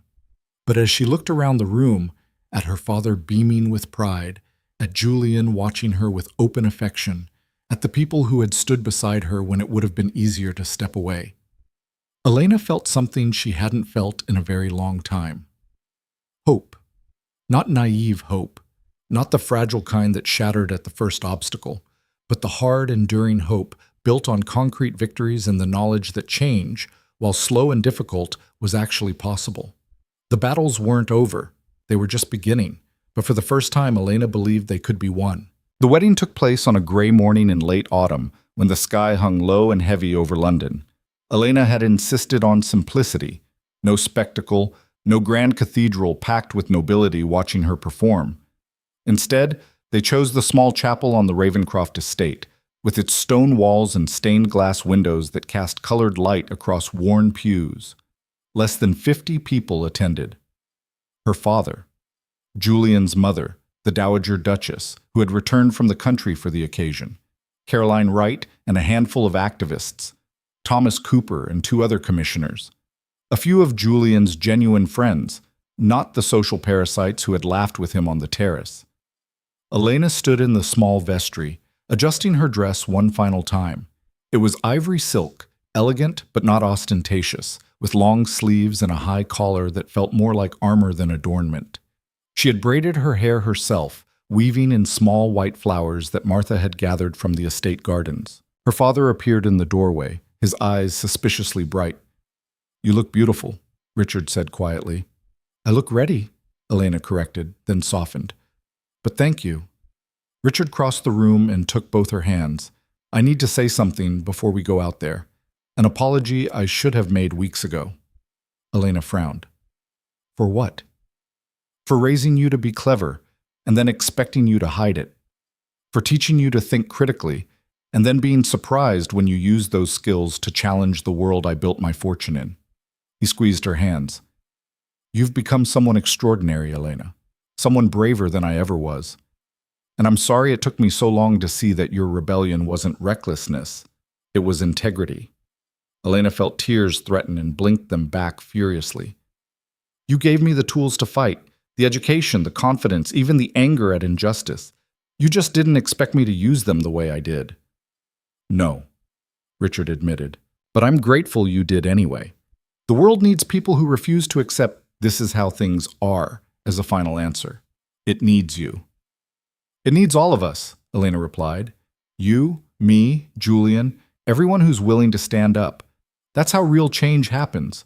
Not one person shouting, but thousands choosing to speak together. Richard pulled her into a tight embrace. Your mother would have been so proud of you. Elena closed her eyes, breathing in the familiar scent of her father's cologne. Her mother had died when she was 12, too young for Elena to really know her as anything but warmth and laughter and gentle hands. But she had left behind journals, thoughts on art and philosophy, and the limitations placed on women. Elena had read them all after that night on the terrace, finding in her mother's words an echo of her own frustration. I hope so, Elena whispered. I know so, Richard said firmly. He pulled back and offered his arm. Ready? Elena took it. Ready. The chapel was intimate and quiet, filled with the muted conversations of people who had come not for spectacle, but for genuine witness. As Elena walked down the short aisle on her father's arm, she saw Julian waiting at the altar. He wore a simple dark suit, his hair neatly combed, his expression serious but not solemn. When their eyes met, he smiled. Not the practiced charm he had once wielded like a weapon, but something real and slightly nervous. Elena reached the altar and her father placed her hand in Julian's. The vicar began the ceremony, speaking the traditional words about love and commitment, duty and partnership. But when it came time for the vows, Elena had made one request. She wanted to speak her own words. The vicar nodded to her, and Elena turned to face Julian fully. Julian, she began, her voice steady and clear. 2 months ago, I overheard you reduce me to a transaction. You called me a dowry with a pulse, a convenient solution to your financial problems. And in that moment, I hated you. A ripple of shocked whispers moved through the small crowd. Julian's eyes widened slightly, but he didn't look away. But that moment also set me free, Elena continued, because it destroyed every illusion I had about what this marriage was supposed to be. It stripped away the fantasy and left me with a choice. Accept the role you and society wanted to assign me, or become someone else entirely. She squeezed his hands. I chose to become someone else. Someone who refuses to be silent, who demands to be seen, who will not shrink to make others comfortable. And you, the man who once saw me as nothing more than money, you met that version of me and chose to change yourself in response. Julian's jaw tightened with emotion. So here's my vow, Elena said. I will never again be quiet to preserve your comfort or anyone else's. I will challenge you, frustrate you, push you to be better than you think you can be. I will stand beside you in every fight that matters and refuse to back down when the cost is high. I will be your partner, your equal, and sometimes your fiercest critic. But I will also be honest, loyal, and committed to building something real between us. Not a performance for others, but a genuine partnership built on mutual respect. She paused, then added quietly, I will love you, Julian. But it will be a love that demands you continue growing, that refuses to let you settle for easy answers, that holds you accountable to be the man I've seen you become. Can you accept that? The chapel was absolutely silent. Julian's eyes were bright with unshed tears. When he spoke, his voice was rough with emotion. Elena, when I called you a dowry with a pulse, I was describing myself more than you. I had reduced my entire existence to transactions and appearances, convinced that was all there was. You shattered that illusion completely. He took a shaky breath. You showed me what it looks like to have principles worth fighting for, to stand for something even when it costs you everything, to refuse to compromise yourself no matter how much pressure the world applies. And watching you do that, watching you become this force that nothing can contain or control, made me realize I had spent my entire life being exactly what everyone expected and nothing that mattered. Julian lifted their joined hands. So here is my vow. I will never again underestimate you or any woman. I will use my privilege, my title, my resources to support the work you're doing and amplify voices that have been silenced. I will listen more than I speak, learn more than I assume, and challenge systems I once benefited from without question. I will stand beside you, behind you when you need support, and sometimes ahead of you to clear obstacles, but never, ever over you. His voice dropped to something almost tender.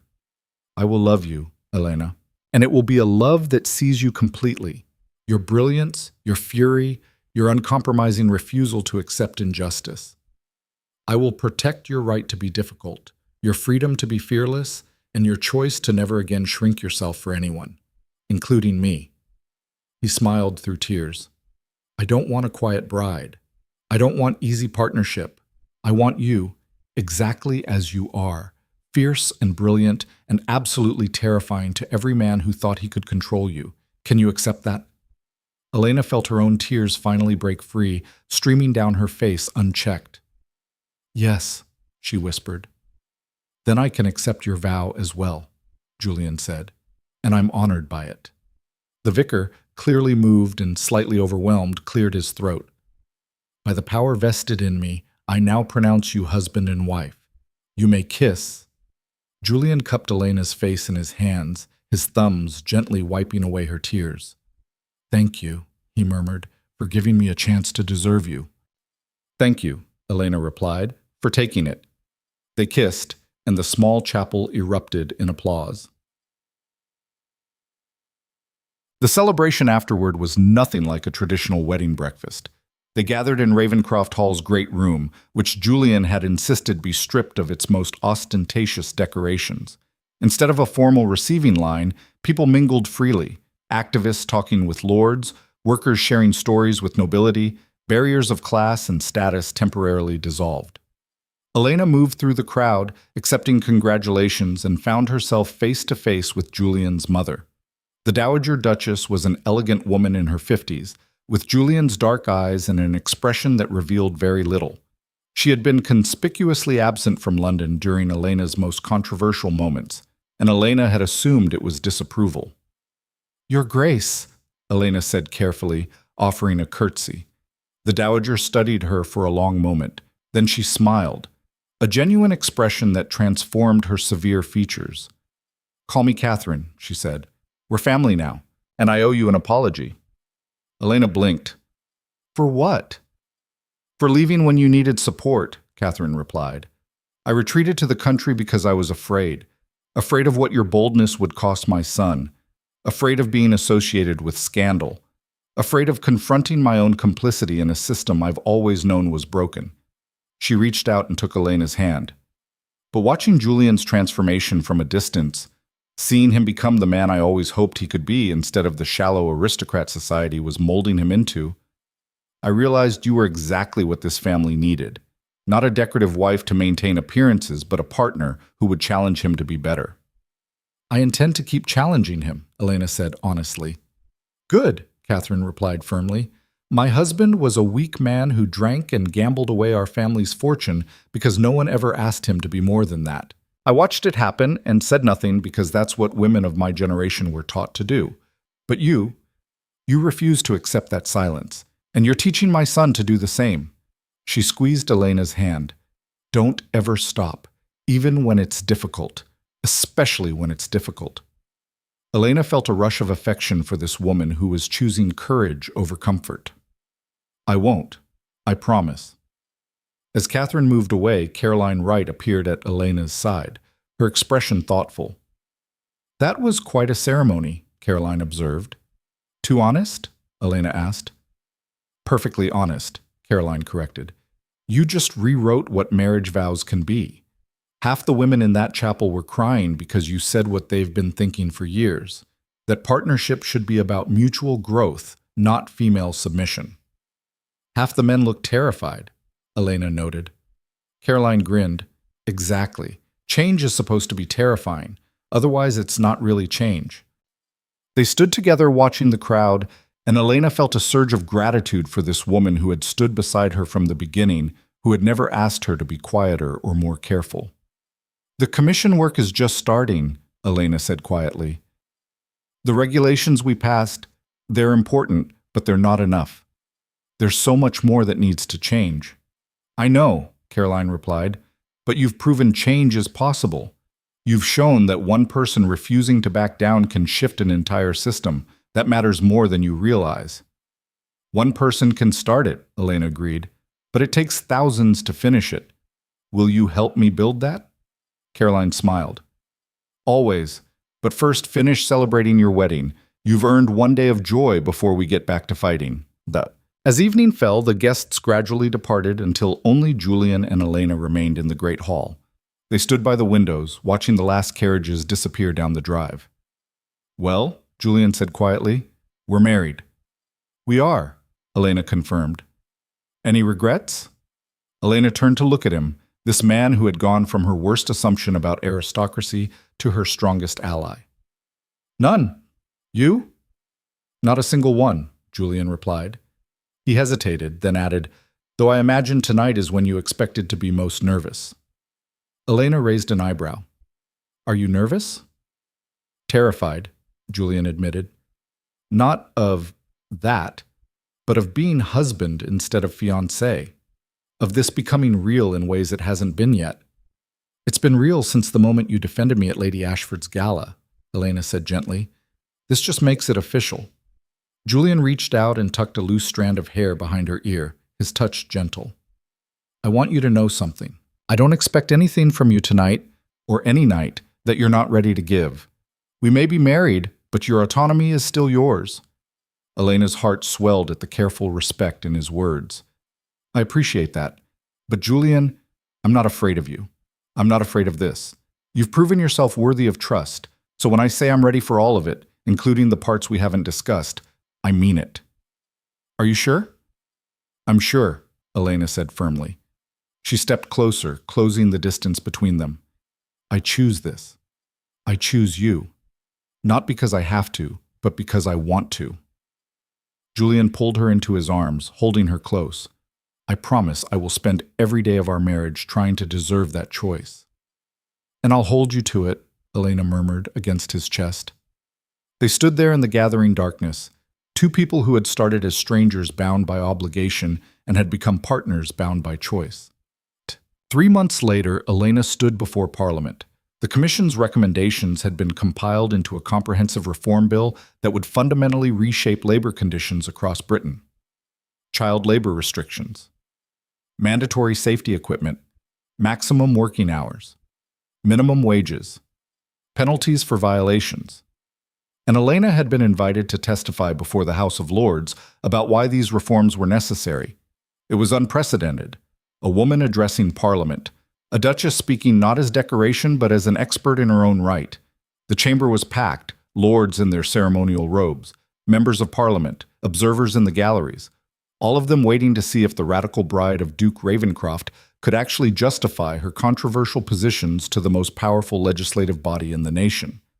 Elena approached the speaker's podium, her notes organized, her thoughts clear. She wore a deep blue gown that commanded respect without seeking approval, and she met the sea of skeptical male faces without flinching. My lords, she began, her voice carrying through the vaulted chamber, I come before you not as an agitator or revolutionary, but as someone who has seen with her own eyes what our current system costs in human lives. I have walked through factories where children work barefoot on wet floors, breathing air so thick with dust their lungs give out before they're old enough to read. I have spoken with workers who lose fingers to machinery and are told it's the price of employment. I have documented deaths that could have been prevented with basic safety measures that cost less than the champagne served at a single aristocratic dinner. She paused, letting the words settle. Some of you will argue that reform is too expensive, that industry cannot bear the cost. I have prepared a detailed economic analysis proving otherwise. She began laying out numbers, citing examples. presenting data with the precision her father had taught her and the passion her own convictions had ignited. She spoke for 40 minutes, anticipating objections and dismantling them before they could be raised, weaving together moral arguments and practical solutions until even the most hostile faces in the chamber began to shift from skepticism to consideration. When she finished, the chamber was silent. Then Lord Hartley stood. The chair recognizes a motion to vote on the proposed reforms. "So moved," said Thomas Cooper, who had been granted a temporary seat to represent labor interests. "Seconded," said another voice. Elena held her breath as the vote was called. She watched hands rise across the chamber. Not all of them, not even most of them, but enough. The reforms passed. Narrowly, but definitively. The galleries erupted in applause. Elena gripped the podium, feeling tears stream down her face, unchecked. She had done it. Not alone, never alone. But she had been the voice that pushed it forward, the force that refused to let it die in committee or fade into bureaucratic delay. As she left the chamber, Julian was waiting. He pulled her into a fierce embrace, not caring who saw or what they thought. "You were magnificent," he said against her hair. "We were magnificent," Elena corrected. "Every person who supported this, who stood up when it would have been easier to stay seated, they're the ones who made this possible." "Led by you," Julian insisted. They emerged from Parliament into a crowd of activists, workers, families who had been waiting for news. When they saw Elena's face, they knew. The cheers that rose up were deafening. Caroline Wright pushed through the crowd and hugged Elena tightly. "You did it. You actually did it." "We did it," Elena repeated, looking around at all the faces. Some familiar, some strangers, all of them united in the belief that change was possible. Over the next weeks, the story of what Elena had accomplished spread across Britain. Newspapers that had once mocked her as a radical now praised her as a reformer. Women wrote letters thanking her for proving they could speak with authority on matters beyond domestic affairs. Young girls told their mothers they wanted to be like the Duchess who had addressed Parliament, but the real victories were quieter. A letter from a factory worker whose daughter no longer had to work 12-hour days. A report showing accident rates dropping in factories that had implemented the safety measures. A photograph of children, actual children, not miniature workers, playing in a schoolyard that had been built with funds redirected from exploitative labor. Those were the victories that mattered, the ones measured in lives saved and futures preserved. A year after their wedding, Julian and Elena hosted a gathering at Ravencroft Hall. Not a society ball or aristocratic dinner, but something new. A forum where activists, politicians, workers, and nobles could meet as equals to discuss the next wave of reforms. Education access, women's suffrage, health care for the poor. Elena stood at the entrance, greeting arrivals, and marveled at how much had changed. The estate that had been quietly dying from debt and neglect was thriving now, transformed by her father's business acumen and Julian's willingness to innovate. They had implemented profit sharing with the estate workers, modernized farming techniques, and opened parts of the grounds to public use. Julian appeared at her side, slipping his arm around her waist. "Happy?" Elena leaned into him. "Getting there. There's still so much to do." "There always will be," Julian replied. "But we're doing it. Together." Inside the Great Hall, Elena watched as Caroline Wright engaged 3 lords in heated debate about voting rights. Watched as Thomas Cooper shared a drink with Julian's mother, both of them laughing at some shared joke. Watched as barriers continued to dissolve, slowly but surely. She thought about the woman she had been when she stood outside that terrace door, hearing herself reduced to a transaction. That woman had been so certain the only way forward was destruction. Destroy the engagement, destroy her reputation, destroy anything that tried to contain her. But she had learned something better than destruction. She had learned transformation. Not just of herself, though that had been necessary, but transformation of systems, of relationships, of possibilities. She had learned that the most radical act wasn't burning everything down. It was building something new in the spaces where the old structures cracked. "What are you thinking about?" Julian asked softly. "About how far we've come," Elena replied, "and how far we still have to go." "Worth it?" Elena turned to face him fully. This man who had traveled his own journey from casual cruelty to genuine partnership. Every moment, every battle, every risk. Julian smiled and pressed a kiss to her forehead. Then let's keep going. They rejoined the gathering, moving through the crowd together, two people who had rewritten what marriage could be and were now helping to rewrite what society could become. Awesome. Years later, when historians wrote about the reforms that reshaped Britain in the early 19th century, Elena's name appeared prominently. The Duchess who had addressed Parliament, the advocate who had transformed labor conditions, the woman who had refused to accept that her gender disqualified her from public influence. But the legacy she valued most wasn't written in history books. It was written in the young women who saw her example and decided they didn't have to choose between marriage and purpose. In the workers whose children could attend school instead of factories. In the slow, steady dismantling of barriers that had seemed immutable. In the letters she received from strangers saying, "You made me believe change was possible." Elena kept those letters in a box in her study, the room Julian had carved out for her in Ravencroft Hall, filled with books and papers and the tools of ongoing work. On difficult days, when opposition seemed insurmountable and progress impossibly slow, she would read them and remember. One voice could shift an empire, but 1,000 voices, raised together, refusing to be silenced, could rebuild it entirely. And she was just getting started. On a warm evening 10 years after their wedding, Elena and Julian sat in the gardens of Ravencroft Hall, watching the sunset paint the sky in shades of gold and crimson. Their two children, a daughter of 8 and a son of 6, played nearby, their laughter carrying on the evening air. "Do you ever think about that night?" Julian asked quietly. "The terrace?" "Sometimes," Elena admitted. "Not with anger anymore, more like gratitude in a strange way." Julian looked at her in surprise. "Gratitude?" "It woke me up," Elena explained. "Forced me to stop accepting less than I deserved, to stop performing for other people's comfort. If you hadn't been cruel that night, I might have spent my whole life being quietly miserable in a marriage of convenience." "And now?" Julian asked. Elena took his hand, lacing their fingers together. "Now I'm loudly happy in a marriage of choice. Seems like a fair trade." Their daughter ran over, breathless and excited. "Mama, did you really tell Parliament they were wrong?" "I told them they could do better," Elena corrected gently. "There's a difference." "But you weren't afraid?" the girl pressed. Elena considered the question seriously. "I was terrified. But being afraid and doing it anyway, that's what courage is, darling. Not the absence of fear, but the refusal to let fear stop you." Her daughter nodded solemnly, absorbing this, then ran back to her brother. "She's going to be just like you," Julian observed. "Heaven help us both," Elena replied, but she was smiling. They sat in comfortable silence as darkness fell. Two people who had started as adversaries and become partners in the truest sense, who had learned that love wasn't about one person completing another, but about two complete people choosing to build something together, who had proven that a marriage could be rewritten if both people were brave enough to pick up the pen.